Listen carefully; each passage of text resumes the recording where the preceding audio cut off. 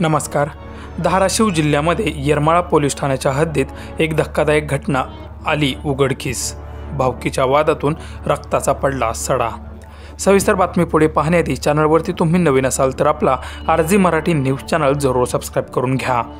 या प्रकरणी मिळालेली माहिती अशी की धाराशिव जिल्ह्यातील वाशी तालुक्यातील बावी या गावामध्ये रविवारी मध्यरात्री पारधी समाजामध्ये 2 गटात हाणामारी झाली.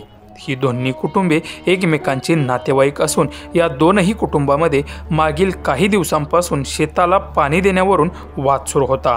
रविवारी हा वाद विकोपाला गेला तेव्हा दोन्ही गटात तुंबळ हाणामारी झाली.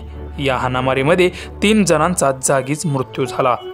मृत्यू झालेल्यांच्या मध्ये एका गटातील 2घांचा तर दुसऱ्या गटातील एकाचा समावेश आहे. या मृतामध्ये बापलेक सुनील काळे आणि परमेश्वर काळे तर दुसऱ्या गटातील आप्पा काळे अशी मृतांची नावे आहेत. घटनेची माहिती मिळताच येरमाळा पोलिसांनी घटनास्थळी धाव घेतली. त्यानंतर घटनेचा पंचनामा करून संशयित आरोपींना ताब्यात घेतलं आहे.